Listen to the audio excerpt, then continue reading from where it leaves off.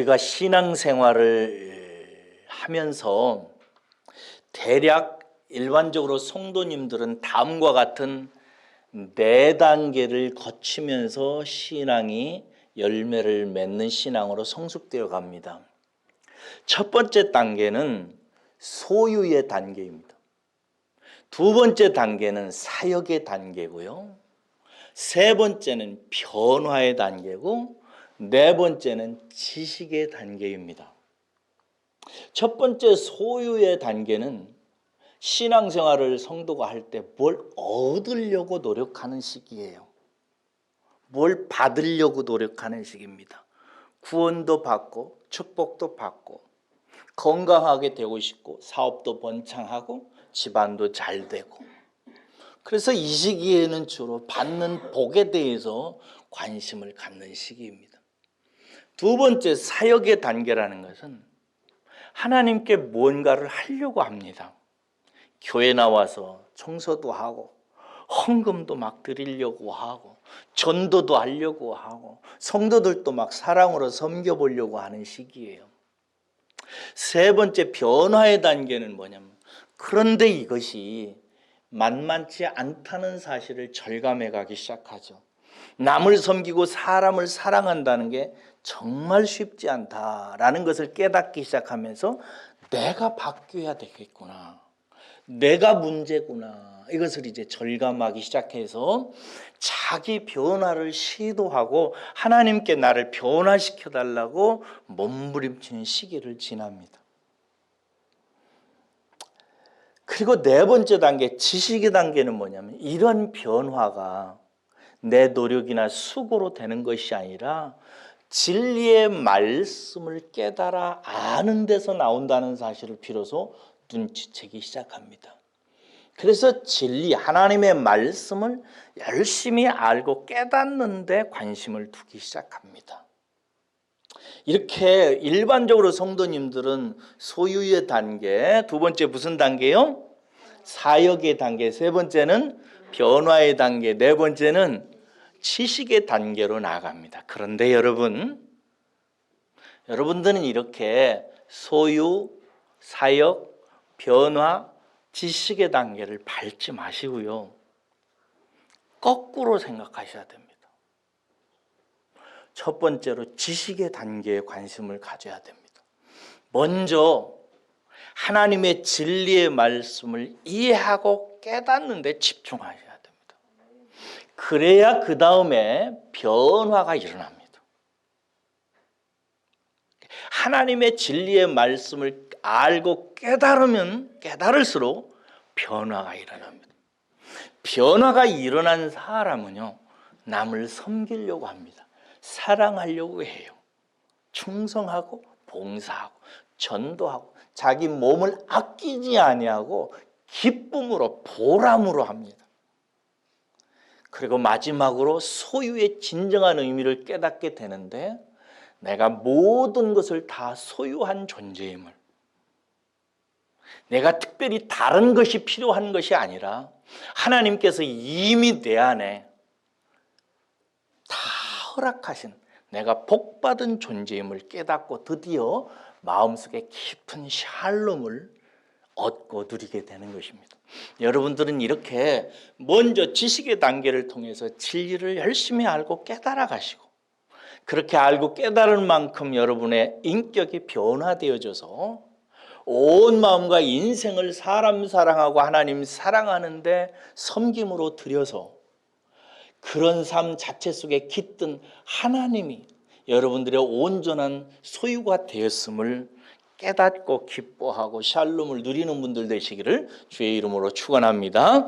이런 의미에서 여러분, 오늘 본문 말씀 사도 바울이 기도하는 기도는 참 의미가 있습니다. 17절에서 19절 보세요. 여러분 가만히 살펴보세요. 바울이 기도합니다. 그런데 기도하는데 핵심적인 단어를 찾아봐요. 무엇을 위해서 기도합니까? 거기 보니까 알게 해달라고 기도합니다. 그렇죠? 하나님을 알게 하시고 알게 해달라고, 지식의 단계를 얘기하는 것입니다.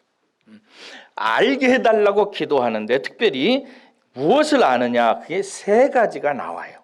이제 이 세 가지를 여러분들께서 말씀드리면서 우리 은혜의 숲교회 성도라면, 저와 함께 은혜의 숲에 오셔서 신앙생활 하셔서 이 단계를 거치는 분들이라면은 이 세 가지는 꼭 알아야 된다는 사실을 말씀을 드릴 테니까, 이 세 가지 사실은 우리 은혜의 숲교회 공동체 일원이라면 꼭 제대로 알아서 여러분들이 깊은 깨달음을 얻으셔서 여러분들의 변화도 있고 하나님과 사람도 사랑하고 모든 것을 얻었다고는 진리 가운데 샬롬을 누리시는 분들 되시기를 주의 이름으로 축복합니다. 첫째는 뭐냐? 첫째는 하나님을 아는 것입니다. 하나님을 아는 것. 무엇보다도 사랑하는 여러분들은 하나님을 아는 데 집중해야 되고, 하나님은 무엇보다도 아들 예수 그리스도를 통해서 우리에게 알려주시고 소개하고 깨닫게 하려고 하는 핵심적인 주제가 하나님 당신 자신이라는 사실을 먼저 기억하셔야 됩니다. 17절 보세요. 그런데 우리가 알아야 되는 하나님은 17절에 나온 것처럼 우리 주 예수 그리스도의 하나님입니다.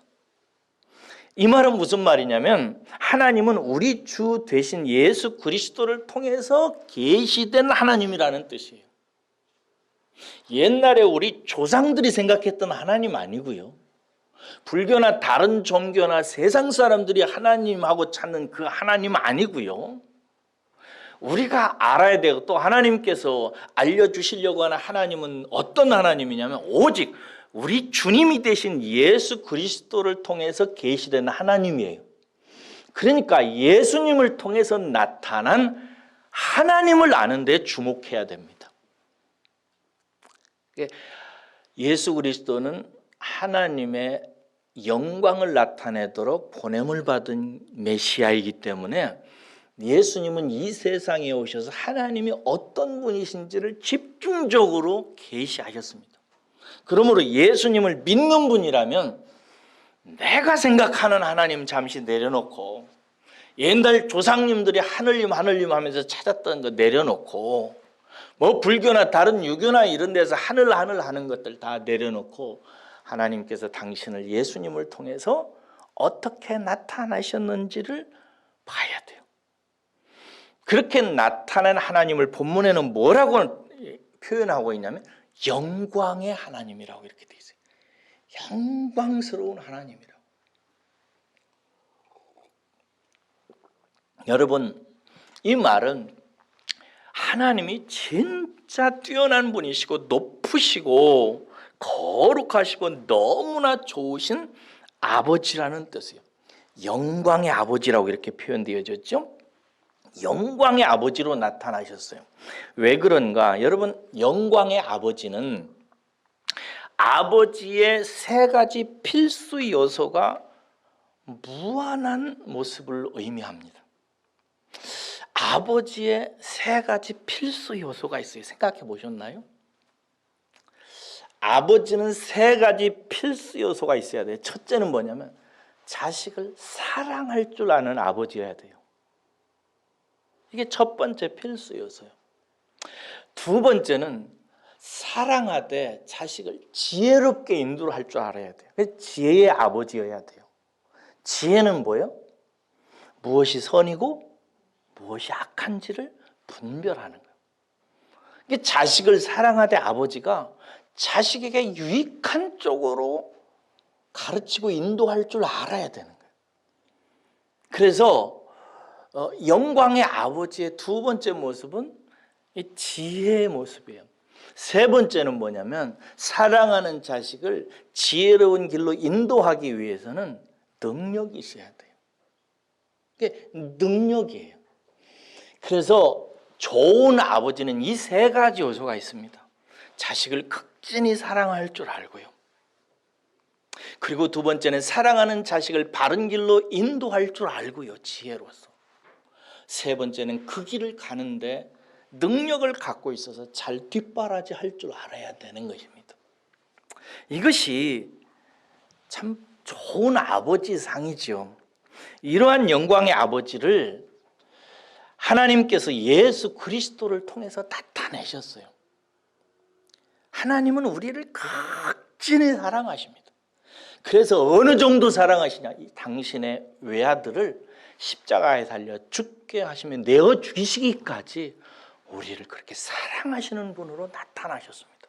이 하나님 체험하고 경험하고 깨달으시기를 주의 이름으로 축복합니다. 두 번째, 그냥 사랑만 하시는 것이 아니라 이뻐서 죽고 못 사는 분만 아니라 우리를 지혜롭게 인도하세요. 성령님을 통해서 선한 것이 무엇인지 악한 것이 무엇인지 말씀을 통해서 가르치셔서 선은 취하고 악은 버리도록 지혜롭게 인도하시는 하나님이십니다. 그러므로 그리고 이렇게 지혜롭게 인도하기 위해서 모든 능력을 아끼지 아니하시는 분이에요. 그래서 이 영광의 아버지를 성도가 어느 정도 이해하고 체험하느냐에 따라서 성도의 신앙의 질이 달라지는 거예요. 이것은 세상의 이치를 조금만 생각해봐도 금방 알 수 있습니다. 사랑과 지혜와 능력을 가진 아버지를 둔 자식들은 탄탄대로를 걷습니다. 이 세상에 태어난 모든 자식들 중에서 좋은 아버지는 어떤 아버냐면 그 자식을 사랑하고 지혜로운 길로 잘 인도하고 그리고 그 길을 가는데 필요한 것들을 잘 공급하고 능력으로 뒷받침해주는 아버지가 있는 그런 아버지를 둔 자식들은 이 세상에서 진짜 탄탄대로를 걷는 거예요. 여러분의 육신의 아버지가 그런 아버지이셨나요? 그런 아버지를 둔 사람들은 진짜 횡재한 사람들이죠. 세상에서 잘 되지요. 그런데 여러분, 혹시 자신의 육신의 아버지가 그런 아버지가 아니어서 지금 이 시간에 이 얘기를 듣는 여러분들의 속에 아유 나는 박복하구나 라고 생각하시는 분이 없잖아 있으실 거예요. 근데 여러분 이게 은혜입니다. 여러분 이 문제에 대해서 묵상해 보셨어요? 저는 우리 아이들을 낳아 키우면서 제 마음속에 내가 우리 자식들을 사랑하는 사랑도 너무 부족하고 진짜 지혜도 저는 없는 애비예요. 그리고 무엇보다도 능력은 진짜 없어요. 하나도. 그래서 아이들에게 미안합니다. 저는. 그래서 아이들에게 지도하고 알려줘야 되는 진리를 깨달았어요. 그게 뭐냐? 저는 아이들한테 누차 이런 얘기를 합니다. 얘들아, 너희들의 진짜 아버지는 하늘에 계신 하나님이시다. 여호와다. 그러니까 너희들을 정말 사랑하고 너희들에게 지혜롭게 인도하고 너희들의 모든 인생을 뒤에서 후원하고 받쳐주고 능력 있게 보좌해 주시는 분이 계시다. 하늘의 아버지다. 이 육신의 아버지는 그 부분에서 너무 못하니까 이 육신의 아버지를 보면서 부족한 것을 통해서 온전하신 영광의 아버지를 발견하고 그 아버지를 따라가는 삶을 배워야 된다. 그 아버지가 너희들의 진짜 아버지다. 나는 흉내내는 아버지다. 그러니까 너희들이 성년쯤 되었을 때는 진짜 아버지를 기억하고 아버지와 함께 살고 아버지가 계시다는 사실을 기억하고 그 아버지를 만나고 그 아버지와 사는 법을 배워야 된다. 그렇게 가르치곤 했어요. 그래서 얼마 전에 제 딸이 결혼했습니다만 사위와 딸을 앉혀놓고 제가 가정 예배를 드리면서 이런 얘기를 했어요. 나는 너희들을 떼어서 보낸다. 사람이 어른이 돼서 그 아비를 떠나서 남편과 아내가 하나 되어서 결혼 생활을 하게 되는데 너희들은 아비의 집을 엄마의 교육을 집안의 전통을 이제 떠나라. 너희들의 진짜 아버지가 있다 라는 사실을 설교로 권면했던 적이 있습니다. 여러분 그러니까 성도에게 진짜 깨달음이 뭔가 육신의 아버지를 통해서 얼마나 그 성도가 좋은 아버지에 대한 목마름을 가지고 있느냐 하는 거예요. 자기 육신의 아버지를 통해서 불만과 불평과 원망을 갖지 마시고요. 자신의 육체의 아버지의 부족함을 통해서 좋은 아버지를 향한 갈망을 갖는 것이 성도의 마음속에 깃들어야 되는 정말 복받은 기름 부으심의 결과입니다. 사랑하는 여러분, 여러분들은 좋은 아버지에 대한 목마름이 여러분 가슴속에 강물처럼 넘쳐 흐르시기를 주의 이름으로 축원합니다. 좋은 아버지를 사모하세요. 그리고 그 좋은 아버지가 여러분들을 부르셨다는 사실을 기억하세요. 여러분 앞에, 여러분 안에 그리스도 예수 우리 주님을 통해서 그 좋은 아버지가 온전히 계시되어져서 여러분들을 품에 안고 계시다는 사실을 빨리 깨달으시고 그 좋은 아버지 품에 안기셔서 안식을 누리시는 길을 걸어가시기를 주의 이름으로 축원합니다. 좋은 아버지 알아가세요. 예수님을 통해서 나타나신 영광스러운 우리 아버지를 속히 빨리 알아가는 성도가 이게 복받은 성도예요. 열심히 아버지를 알아가세요. 할렐루야. 두 번째는 뭐냐면 그 좋은 아버지가 내게 주신 복된 인생을 눈치채고 알아야 되는, 그 좋은 영광의 아버지가 우리들을 부르셔서 우리들에게 허락하시고 주신 복된 인생을 발견하셔야 돼요.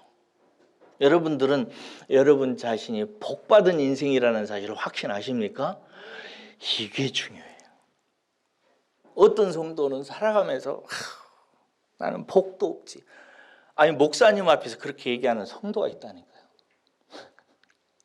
나는 지지리도 목사님 복이 없어요. 그게 얼마나 부끄러운 고백인 줄 아세요? 우리가 알아야 되는 것은 그 영광의 아버지가 우리들을 부르셔서 우리들을 복된 인생으로 삼으셨다는 사실을 알아야 되는 거예요. 18절 읽어봅시다. 18절입니다. 시작. 너희 마음의 눈을 밝히사 너희 부르심의 소망이 무엇이며 성도 안에서 그 기업의 영광의 풍성함이 무엇이며. 요 말에 붙은 말이 이제 뒤에 19절에 알게 하시기를 원하노라 이렇게 되어 있어요. 그러니까 우리가 18절을 통해서 뭘 알아야 되냐면 그 영광의 아버지가 우리를 부르셔서 우리에게 허락하셔서 우리가 갖게 된 소망, 거룩한 소망하고 그 소망을 통해서 우리가 종국적으로 받게 될 상속, 여기 기업의 영광의 풍성이라는 뜻은 뭐냐, 기업은 상속이거든요. 그 영어로 말하면 inheritance입니다.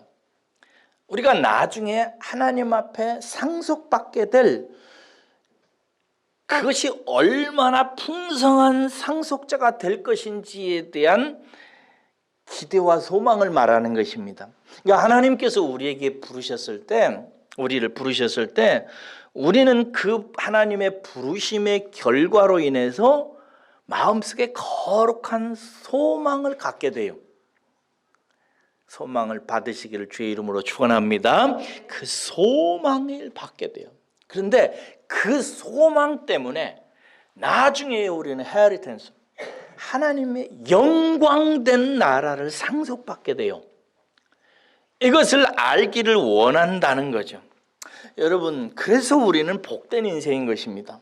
여러분은 자신이 복된 인생으로 생각하셔야 되고 절대 나는 박복한 인생이다 이런 생각이 떠오르거든. 마귀 새끼가 주는 생각이라는 사실을 기억하시고 아예 생각의 싹을 잘라버리시기를 주의 이름으로 부탁합니다.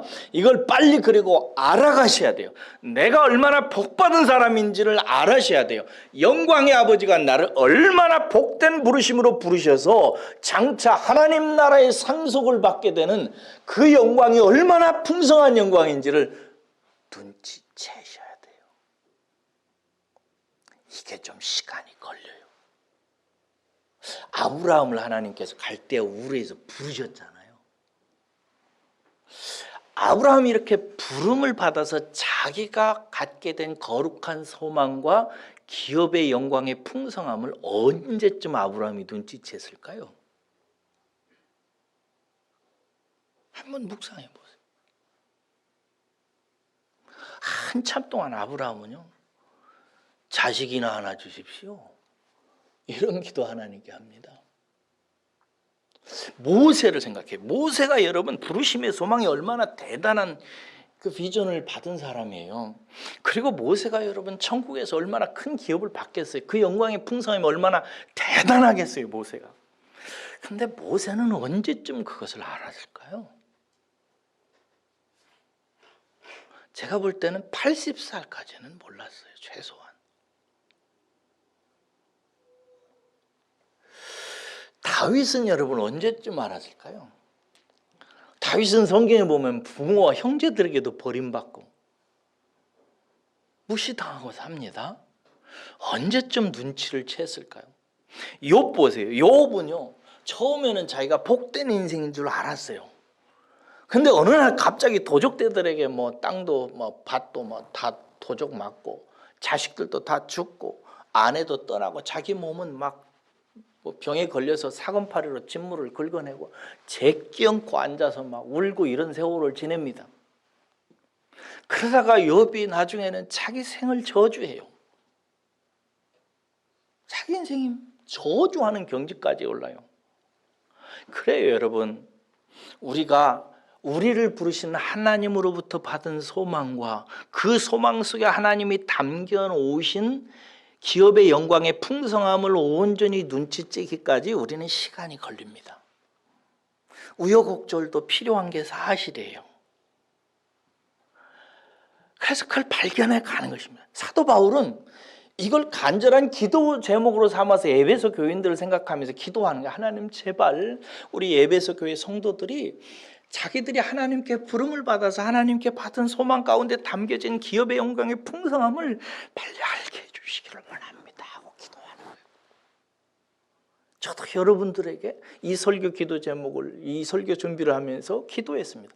여러분들이 그 기업의 영광의 풍성함을 속히 하루빨리 발견하시고 영광의 아버지가 나를 사랑하셔서 나를 부르신 소망에 합당한 영광된 기업으로 나를 부르셨다는 사실 때문에 감사하고 기뻐하고 하나님께 영광의 찬송 돌리시기를 주의 이름으로 축복합니다. 여러분 언제 그러면 이런 복된 인생을 발견할까요? 오늘 본문 말씀에 18절에 처음에 어떻게 시작돼요? 너의 마음의 눈을 밝히사 이렇게 돼 있어요. 마음 눈이 밝아질 때입니다. 이 눈 말고요. 이 눈으로는 못 보냐면 우리 집이 무슨 집인가? 자가집인가? 전세방인가? 월세방 이런 거 보잖아요. 이 눈으로는 내가 입는 옷이 얼마나 고급 옷인가 이런 거 보잖아요. 이 눈은 내가 무슨 고등학교, 무슨 대학교 정문을 들어서는가 이런 거 하잖아요. 이 눈으로는 내가 다니는 회사가 무슨 회사인가 이런 거 보잖아요. 이 눈으로는 하나님의 부르심에 합당한 소망과 그 소망 속에 담겨진 영광의 기업의 풍성함을 볼 수 없어요. 무슨 눈으로 보냐면 무슨 눈이요? 마음의 눈이요. 마음. 이걸 가지고 좀 설교를 하고 싶은데 빨리 끝내야 돼서 그냥 넘어갑니다. 사랑하는 여러분, 마음 눈이 밝아져서 영광의 아버지가 여러분에게 주신 복된 인생 보시기를 주의 이름으로 축복합니다. 일평생 이걸 알아가야 돼. 첫째는 영광의 아버지를 알아가는. 두 번째, 그 영광의 아버지가 내게 허락하신 내가 얼마나 복된 인생인지를 발견하고 알아가는. 세 번째는 뭔가? 이런 복된 인생을 얻게 하시기 위해서 아버지께서 얼마나 큰 능력으로 지금도 일하시는지를 아셔야 돼요. 19절 읽어보겠습니다. 19절입니다. 시작. 그의 힘의 위력으로 역사하심을 따라 믿는 우리에게 베푸신 능력의 지극히 크심이 어떠한 것을 너희로 알게 하시기를 구하노라. 아멘. 이 구절은 간단히 말해서요, 영광의 아버지께서 우리를 위해 큰 능력을 아끼지 않으심을 잘 밝혀주고 있어요. 여러분, 저를 보세요. 여러분들은 이 부분에서 믿음이 오시는지 제가 궁금해요. 여러분들 인생을 살아가면서 하나님께서 사랑하시고 여러분들을 위한 지혜를 갖고 계시고 여러분들을 능력으로 뒷바라지를 하고 계시는데, 여러분이 생각할 때 하나님이 여러분들을 위해서 하나님께서 능력을 쓰시는 것 같아요? 별로 안 쓰시는 것 같아요? 솔직하게 쓰시는 것 같아요. 대단하신데 저는요 너무나 오랜 생활 동안 이 부분에서 저는 상처가 됐어요. 제가 생각할 때는 하나님이 나를 위해서는 거의 안 쓰시는 것 같았어요. 뭐 아브라함을 위해 쓰셨다. 예스, 좋아. 모세를 위해서 사용하셨다. 알겠어요. 다윗 알겠어요.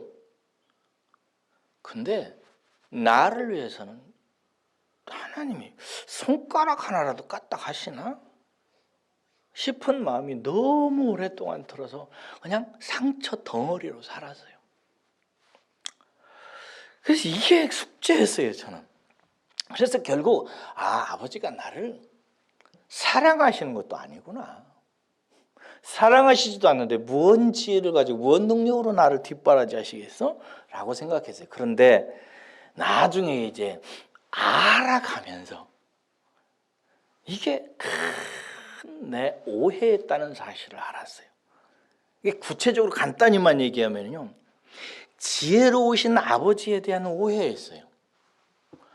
여러분, 우리와 달리 아버지는 지혜로우신 분이세요. 하나님은.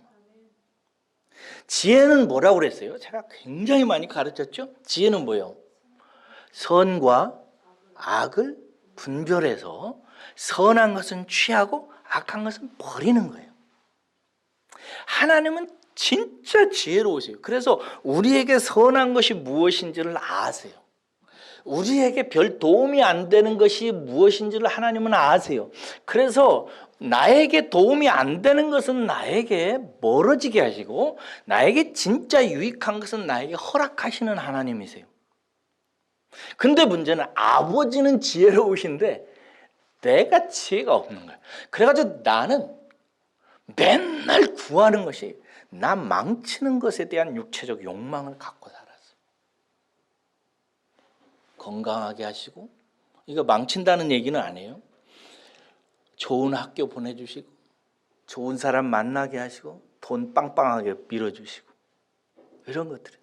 그런데 여러분이 알다시피 돈이나 건강이나 이런 것들은 가치 중립적이라는 거 아시죠? 좋은 사람에게는 유익하지만 나쁜 사람에게는 해롭다는 거 아시죠? 그러니까 무엇보다도 하나님께서는 저에게 복을 주실 때 첫 번째 전제가 뭐냐면 나를 좋은 사람 만드는 쪽으로 내게 유익한 것을 주시기를 원하세요. 그래서 어린 시절에 좋은 아버지는 자식에게 회초리를 때릴 수 있어요, 없어요? 요즘에는 자식 키우는데 회초리를 대지 말라고 하더라고요. 저는 반대예요. 성경의 잠언에 보면요, 자식에게 매를 때리지 않는 부모는 악한 부모라고 나와 있어요. 왜? 때로 회초리가 유익하기 때문에 그래요. 여기서 꼭 회초리가 몽둥이를 의미하지는 않아요. 책망한다는 것을 말하죠. 이게 때로는 회초리가 유익이 되고 잔소리가 지혜가 되고, 때로 고생하고 훈련하고 고독하고 외롭고 실패하는 것도 나에게 유익한 거예요. 생각해 보세요. 삼손은 여러분, 삼손을 향한 하나님의 부르심의 소망과 그에게 허락될 기업의 영광의 풍성함을 위해서 삼손에게는 뭐가 필요했어요? 알통이 필요했어요. 육체적 힘이. 삼손에게는 그것을 주었어요. 그런데 여러분, 주기철 목사님에게는 뭐가 필요했어요? 하나님이 주기철 목사를 불러서 기업의 영광의 풍성함을 받는 하나님 나라의 소유자로 만드시기 위해서 하나님이 부르신 소망이 무엇이에요? 신앙의 지조와 절개를 지키는 모습을 열매로 거두시기를 원하셨어요. 그러니 그에게서 나타나는 하나님의 능력은 어떤 능력이겠어요? 인내하는 것이고 희생하시는 것이고 고난을 참는 능력으로 나타나게 되는 거예요. 저희 어머님은요, 고생 엄청나게 하셨어요. 근데 우리 어머님의 부르심의 소망은 뭐냐면 네 허리에서 난 새 아들을 하나님 나라의 교회를 위한 목회자로 세워라 라는 소망을 받으셨어요. 그래서 아들 셋 낳아가지고 아들 셋 다 목사 만드셨어요.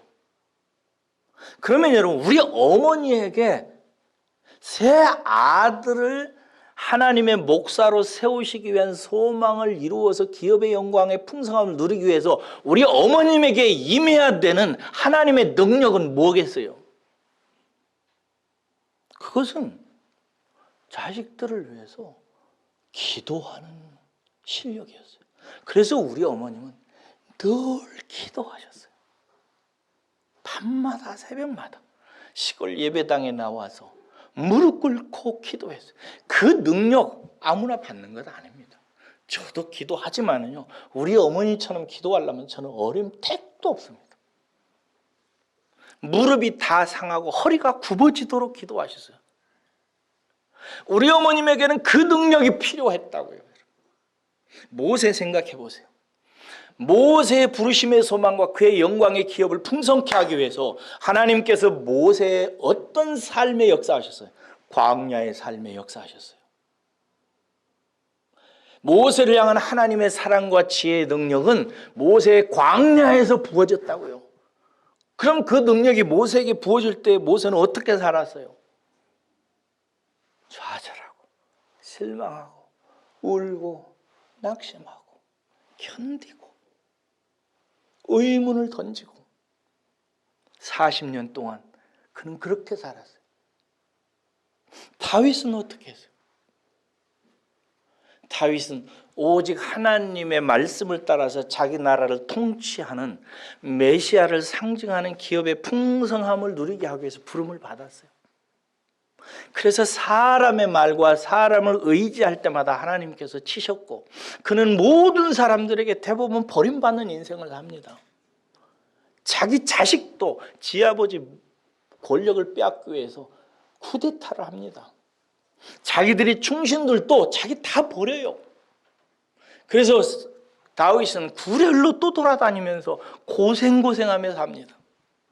하나님의 능력이 그의 광야 같은 인생에 부어졌던 것입니다. 각자 달라져요.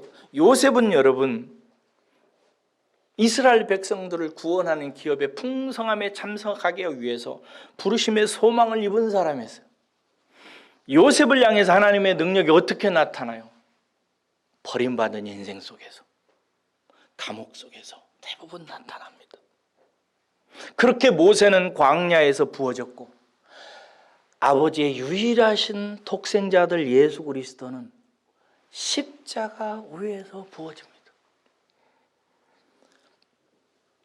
하나님께서 아들 예수를 부르셔서 기업의 영광의 풍성함을 차지하기 위해서 하나님께서 부어주신 최고의 능력은 제일 가난한 집에서 태어나게 하시고, 심지어 말 구위에서 첫 인생을 시작하게 하시고, 어렸을 때 아버지 따라다니면서 신발장 고쳐요, 농짝 고쳐요, 목수일 배우게 하시고, 나중에는 마침내 십자가에 달려 그 고난과 고통을 참고 인내하실 때 하나님께서 성령으로 붙드세요. 그리고 그가 죽었을 때 살리는 능력으로 나타나고, 그리고 권세와 모든 능력으로 뛰어나게 하셔서 마침내 교회의 머리가 되게 하셨고, 저와 여러분들이 오늘 읽은 말씀 마지막 절에서 볼 듯이 그에게 부어진 능력이 교회의 머리가 되게 하신 그분을 통해서 그의 몸으로 부름받은 저와 여러분들에게 넘치도록 하셨습니다. 그러니까 하나님이 각자 부르심의 소망에 맞도록, 그 기업의 영광의 풍성함을 얻도록 하나님께서는 그에게 맞는 은혜를, 능력을 부어주시는 것입니다. 하나님은 그렇게 지혜로우신 분이세요. 그래서 저는 젊었을 때 제가 방황하고 고민하고 고통한 얘기를 수없이 여러분들이 얘기했는데, 얘기할 때마다 그 일을 가지고 제가 하나님을 원망하는 거 봤어요? 원망 안 합니다.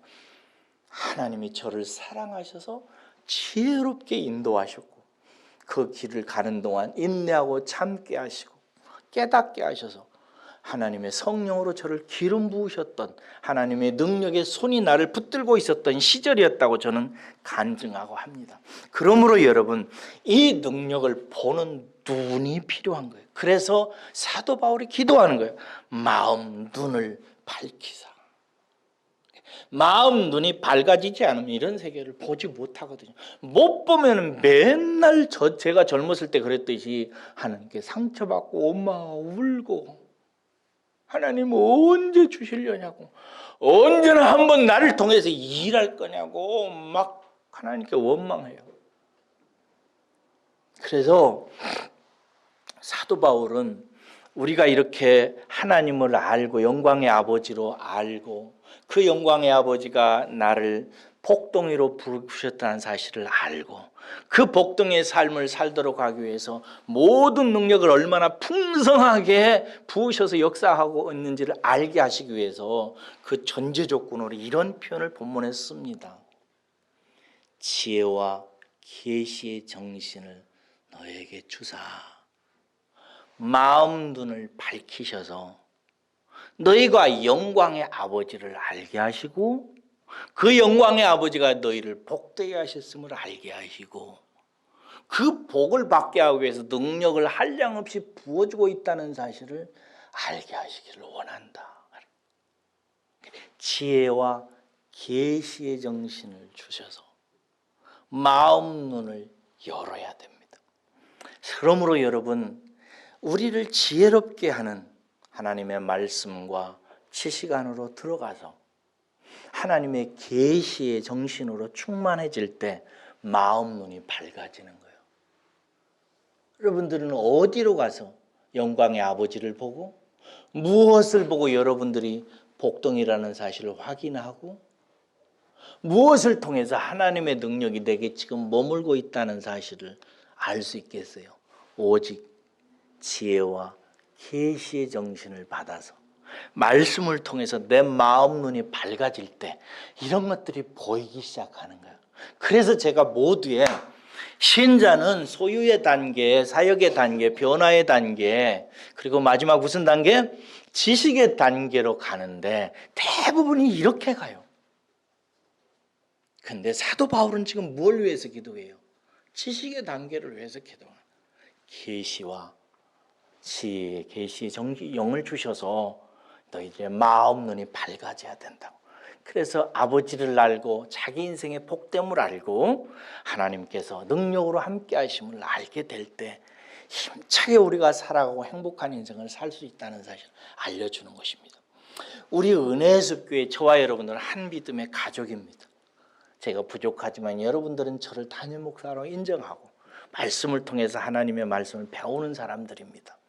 우리 교회 은혜숲교회 성도라면 꼭 지혜와 계시의 정신으로 하나님의 말씀을 통해서 마음 눈이 밝아지셔서 영광의 아버지를 꼭 아세요. 그리고 여러분들이 복동이라는 사실을 발견하세요. 할렐루야. 그리고 여러분의 일생 내내 좋으신 지혜의 아버지 하나님, 능력의 아버지 하나님이 여러분들을 뒷바라지하고 계시다는 사실을 꼭 알아주시기를 주의 이름으로 축복합니다. 기도하겠습니다.